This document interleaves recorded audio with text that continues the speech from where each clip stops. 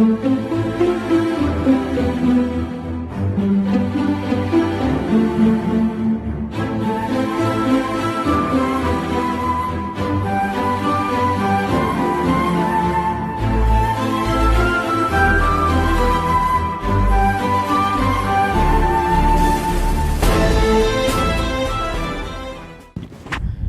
à tous. Merci de l'attention que vous portez à cette émission. Est-ce qu'il y a lieu aujourd'hui de parler que nous sommes pendant le temps de la fin? Justement, pour en parler, nous recevons le pasteur Paul Odari dans votre magazine Église primitive. Homme de Dieu, bonjour et bienvenue. Bonjour, merci à vous aussi. C'est quoi le message du temps de la fin? Le message du temps de la fin, c'est l'ouverture de la parole qui est la Bible, juste avant le retour du Seigneur. Nous retrouvons cela dans Daniel, au chapitre 12e, je peux le lire si vous le permettez aussi. Allez-y. Dans Daniel chapitre 12,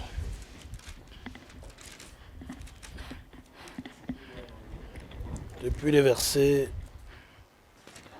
4e.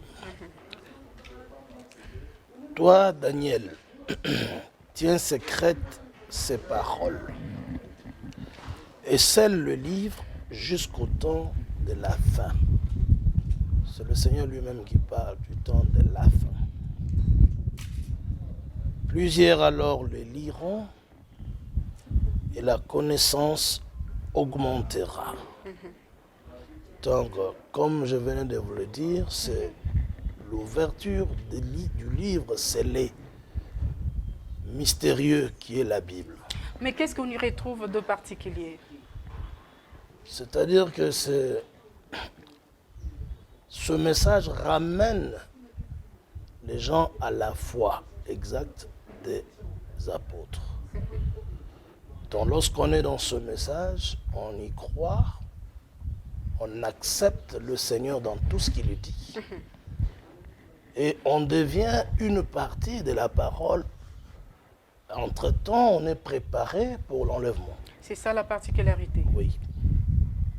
Est-ce que Branham est-il le père de ces messages?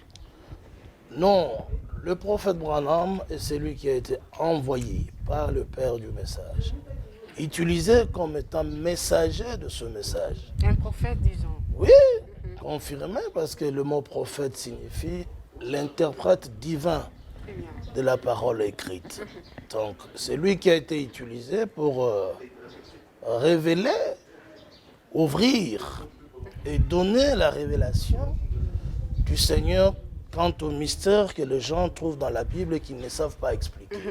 Entre autres, par exemple, les péchés originaux. Tout le monde parle qu'Adam et Ève auraient mangé le fruit, ce qui a amené la mort dans l'humanité. Mais avec William Marion Branham, en tant que messager, il a été révélé à lui et à lui seul que ce n'était pas le fruit naturel, mais bien un acte d'adultère entre le serpent ancien et la femme, qui fut créée pour être aide d'Adam. Alors, c'est ça, par exemple, un mystère que les gens ne veulent pas accepter, mais ce message a cela à son sein. Et ça nous ramène tout droit aux Saintes Écritures et à ce qu'enseignaient les apôtres. L'apôtre Pierre, Paul, par exemple, il a enseigné aussi sur ça. Même Jean, l'apôtre Paul, de son côté, l'avait dit, « Je suis jaloux de vous car je ne veux pas que vous soyez séduits comme Ève qui a été séduite par le serpent. Que vos pensées ne soient pas aussi dérangées. » Donc, l'apôtre Jean, de son côté, il a dit, « Ne ressemblez pas à Caïn qui était fils du diable. Il n'était pas fils d'Adam. Caïn était vraiment fils propre au serpent. Au serpent ancien qui parlait, qui était vertical, pas le serpent d'aujourd'hui. C'est la malédiction qui l'a rendu comme cela. D'où le Seigneur, par là, il devait établir une autre alliance par rapport à cela, par rapport à la chute. Et nous sommes dans cette alliance-là. Donc voilà un peu ce que le messager William Marion Branham pour le monde entier avait annoncé. En dehors des prophéties d'ordre de l'échelle mondiale, par exemple la guerre à l'Ukraine, il en avait parlé, la Russie devait bombarder les États-Unis d'Amérique, il devait amener les gens dans une guerre finale mondiale qui va aboutir à l'Armageddon. Donc voilà, en dehors aussi de cela, il a parlé, annoncé des visions qui se sont réalisées littéralement. Entre autres, une femme qui devait être élevée aux États-Unis d'Amérique jusqu'au rang de président. Donc nous le voyons aujourd'hui, ça. Très bien, pasteur. Acte des apôtres 16:31, Oui. on parle de la foi en Jésus-Christ pour le salut. Oui. Est-ce une idolâtrie de dire je crois en Paname? Non, non. Le Seigneur Jésus-Christ, c'est lui qui a dit dans Jean, au chapitre 13, depuis le verset 20, Très bien. que c'est lui qui aura reçu, celui que j'aurai envoyé, me reçoit. Donc la foi en Jésus-Christ n'exclut pas ses serviteurs. Justement, parce que la Bible nous dit ayez foi en mes serviteurs. Ah, mais bien sûr, pour réussir. 2 Chroniques, chapitre 20, depuis le verset 20. Exactement. Donc, c'est lui-même qui parle comme ça dans Actes. Il a été un serviteur de Dieu. Vous voyez? Donc, le Seigneur ne peut rien faire, d'après Amos, chapitre 3, depuis le verset 7. Dieu ne fait rien sans révéler d'abord ses pensées à ses serviteurs, les prophètes. Très bien. Donc, Branham était aussi les prophètes, mais il fallait croire parce que la foi vient de ce qu'on attend vient de la parole de Dieu. Mais comment les gens arriveront-ils à attendre ou à écouter le message s'il n'y a personne pour les renseigner? L'énigme éthiopien, par exemple, dans Actes toujours, je pense le chapitre 9, il avait la Bible, il lisait les Écritures concernant le Seigneur.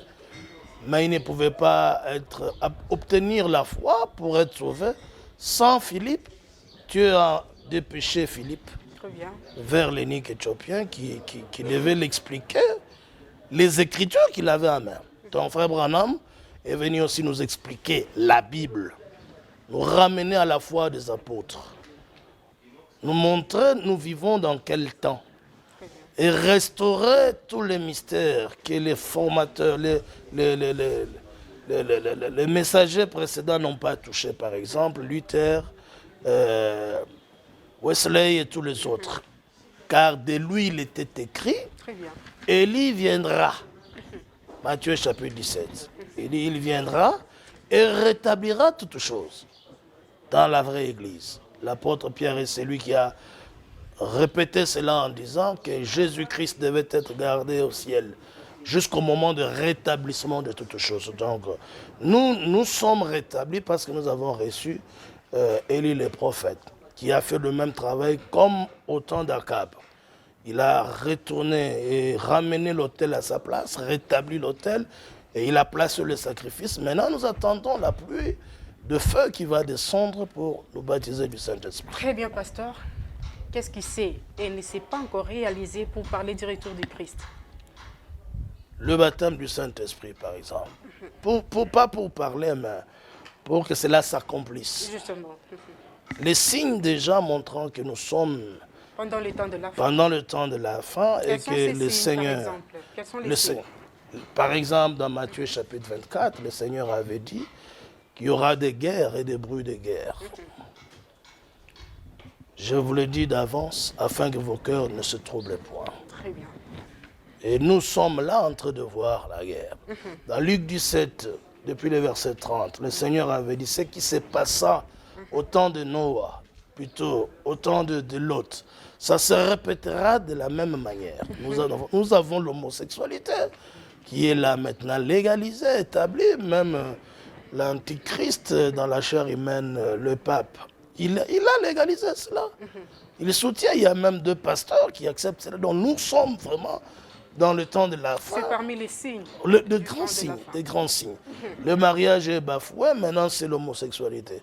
Et l'homosexualité était aussi un signe de la fin de ces deux grandes villes-là, Sodome et Gomorrhe. Et voilà les signes. Mais pour nous, l'Église, les grands signes, c'est que la parole devait être rétablie dans la vraie Église. On devait d'abord recevoir ce qu'on appelle la pluie de la première saison, qui est la restauration de toutes choses. Mais nous attendons la seconde pluie, qui est le baptême du Saint-Esprit, qui nous donnera la foi de l'enlèvement pour monter. Mais combien d'événements se passeront lors de l'avènement selon la Bible? Combien d'événements? Exactement.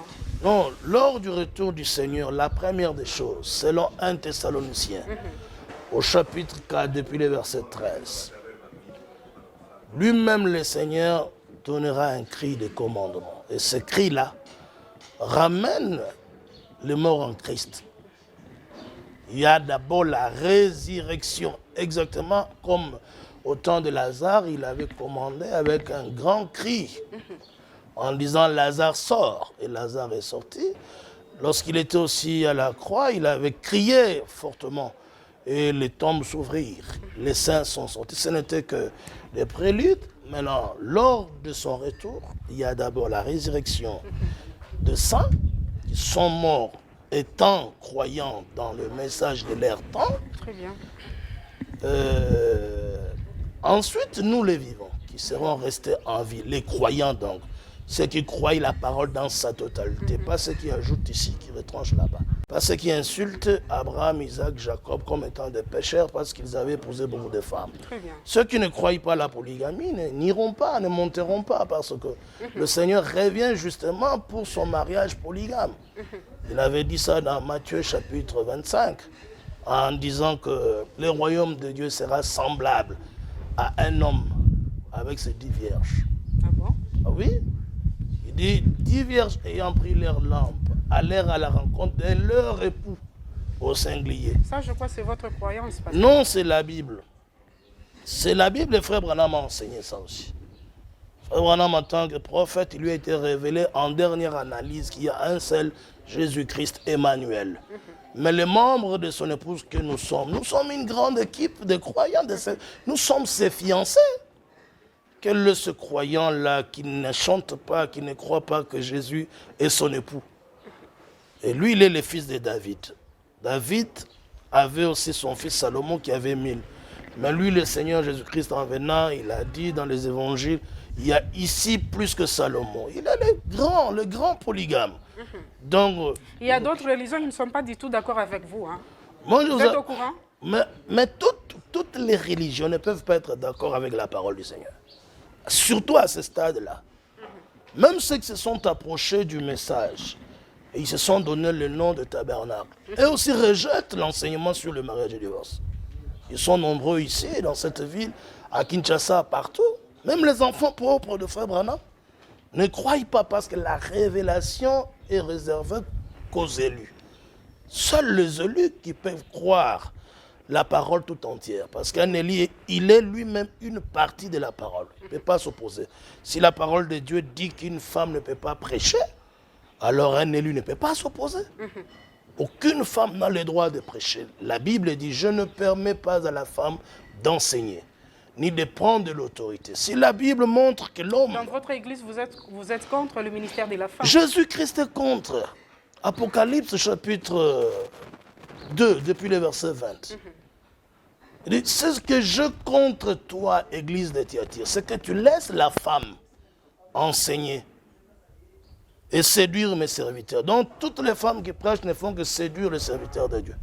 Et cette église-là, elle est maudite. Le Seigneur maudit cette église-là.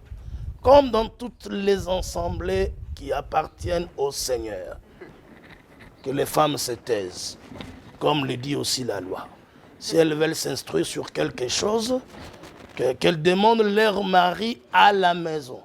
Car il est malséant à une femme d'enseigner, ni de prendre l'autorité sur l'homme.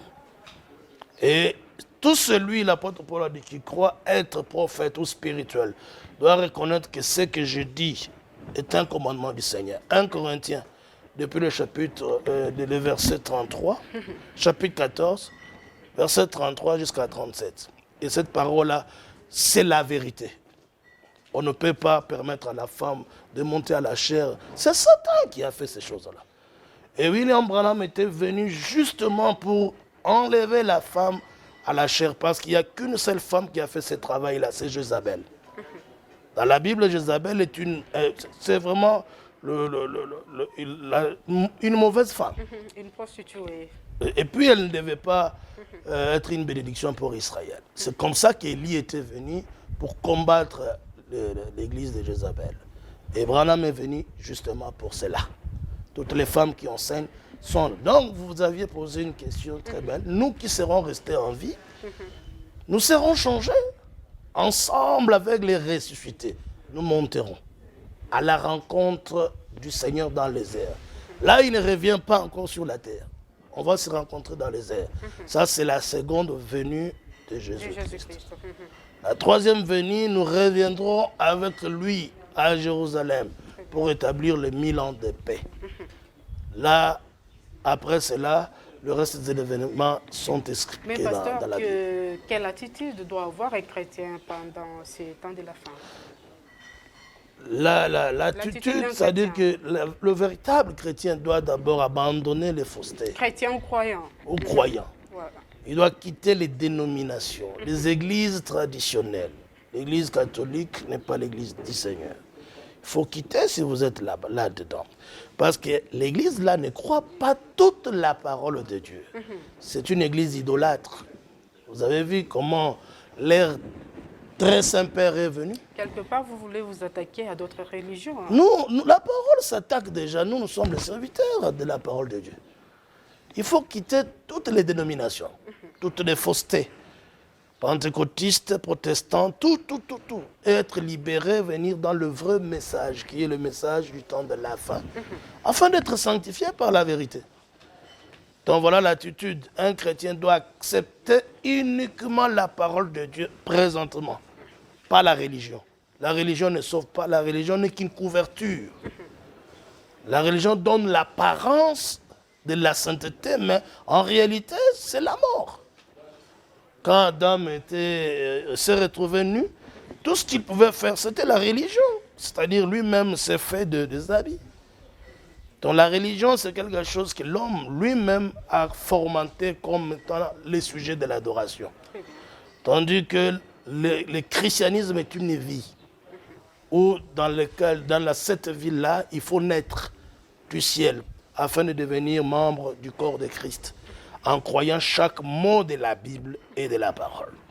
Voilà l'attitude d'un chrétien aujourd'hui. Très bien, merci beaucoup, pasteur. Nous sommes déjà en train de chuter. Quelle différence faites-vous entre l'Apocalypse et le message du temps de la fin? Bon, en fait, on ne devait pas appeler ça Apocalypse, c'est la révélation.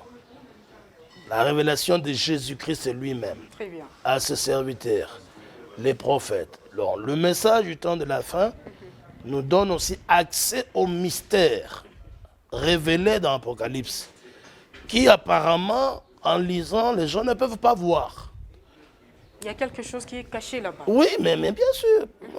Tous les papes ne pouvaient pas voir. Et quand ils voient la femme avec 12 étoiles sur la tête, et puis la lune sous ses pieds, le soleil qui l'éclaire, et ils pensent que c'est Marie. Alors que les gens étaient là pour écrire les choses à venir. Confusion totale. Confusion totale. Aucune église traditionnelle avec leur théologie ne peuvent accéder au mystère de cette sceaux. Les sceaux là sont des mystères. Cachés, il n'y a que des langages cachés. Quand on dit écrit à l'ange de l'église de Laodicée, nous sommes dans le temps appelé le temps de Laodicée, qui est caractérisé par la démocratie et spirituelle et politique et tout. Il n'y a que les droits de l'homme, il n'y a que les droits du peuple, il n'y a que les droits de l'Église. On a négligé le Seigneur Jésus-Christ comme étant la parole. Il est à la porte, il frappe. Il frappe. Lorsque le Seigneur frappe en disant que l'homme peut se remarier aujourd'hui, comme David, comme Salomon, comme la continuité de la Bible tout entière, c'est une manière de toquer à nos portes à nous. Et nous, les élus qui avons écouté, c'est lui qui entendra ma voix, qui l'offre. J'entrerai et je souperai avec lui. Maintenant, tous ces gens ici ne savent même pas nous vivons dans quel âge. Ils ignorent le prophète de leur temps. Ils se sont formatés que des groupes de prière. Parce qu'ils ont eu envie de Dieu, comme Caïn avait aussi l'envie du Seigneur. Mais son sacrifice n'a pas été agréé. Parce qu'il a offert sans révélation. Bien qu'il était religieux, il est allé embellir même son autel. Mais Abel, lui, connaissait le secret. Et le pourquoi ils étaient dans cet état-là. Qu'est-ce qu'Abel a fait? Il connaissait vraiment que c'était le sang qui était versé. Une virginité a été dérangée. C'est comme ça qu'Abel a apporté le sang. Et Dieu a compris que cet homme ici a la révélation, que c'était le sang qui a été versé au commencement. Alors voilà exactement ce que devaient croire les vrais chrétiens, pas la religion. Très bien. Le message du temps de la fin vient justement pour nous enlever dans la confusion notoire qu'a apporté l'Église catholique. Par exemple, l'enseignement sur la monogamie obligatoire. Ce n'est pas l'enseignement du vin. Le Seigneur n'a jamais enseigné la monogamie dans la Bible. Mais le Seigneur a dit, l'homme, s'il a besoin d'avoir une autre femme, il n'abandonnera pas la première. Là, je crois que c'est votre croyance. C'est Exode chapitre 21, depuis le verset 10e. Donc ce n'est pas moi qui ai écrit cela. C'est le Seigneur qui avait dit ça. Si un homme a deux femmes, il se peut qu'il aime l'une, aime moins l'autre. Ça, c'est le Seigneur. Le jour où il partagera ce La même Bible nous dit l'homme quittera son père et sa mère s'attachera à sa femme et non pas à ses femmes. Non, on ne peut pas... Et les deux feront une seule chair. Exactement. On ne peut pas naturellement s'attacher à beaucoup de femmes. Pas s'attacher ne signifie pas se marier. S'attacher à plusieurs femmes, ça veut dire... Ça veut dire, non. S'attacher veut dire réellement s'accoupler à une femme et devenir une seule chair avec elle. Et on s'attache dans le mariage. Il y a aussi de ce genre-là qui se sont mariés, mais qui ne s'attachent plus. L'exemple, c'est dans 1 Corinthiens chapitre 6, depuis le verset 13e.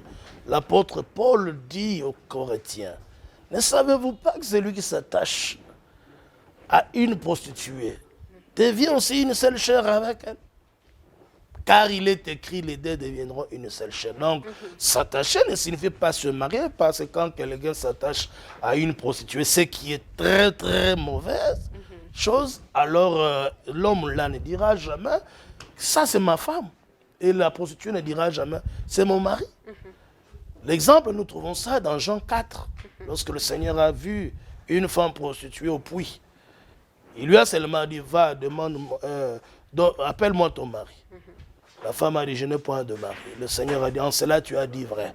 Tu en as eu 5, même celui qui est resté là à la maison n'est pas ton mari.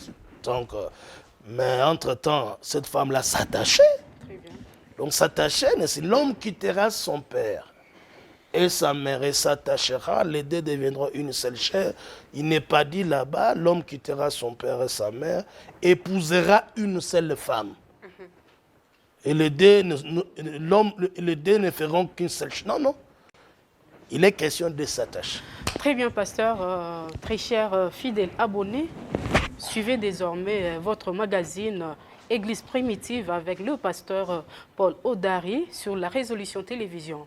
Pasteur, nous sommes déjà arrivés à la fin. Votre mot de la fin au sujet du message du temps de la fin.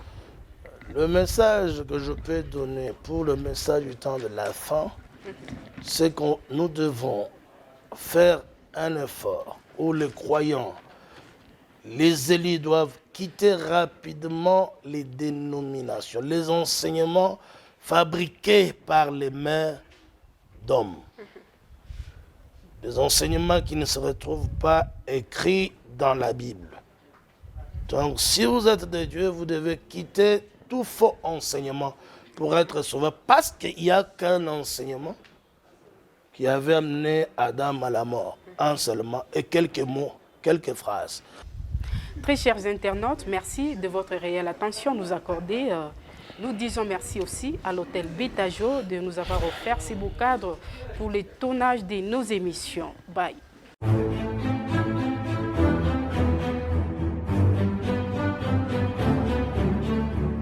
Merci.